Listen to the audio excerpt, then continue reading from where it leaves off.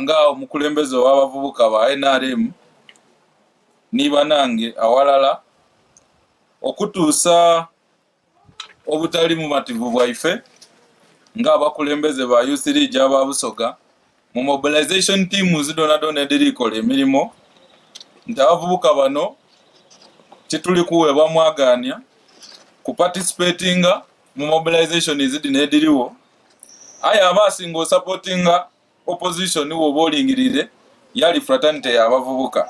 The gains that we want to protect, we shall not be protected just.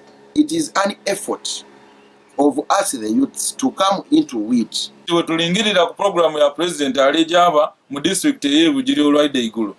Tituli updated our fellow leaders betukulembera okuva ku ground structures eritubuza kyejja mu maiso, but we are not informed.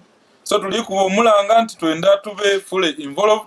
2024 mulaba kati waliwo muyaga 2026 tudaba na tsunami singa abavubuka tibatugemye abo kulingirira nti avuka banaiso bayisunanga mawulire matufu kubanga abali batukirira okubakobera okubikwatagana NRM tibamayite bikwatagana bavubuka. Busoga Youth hoy NRM Youth League hoy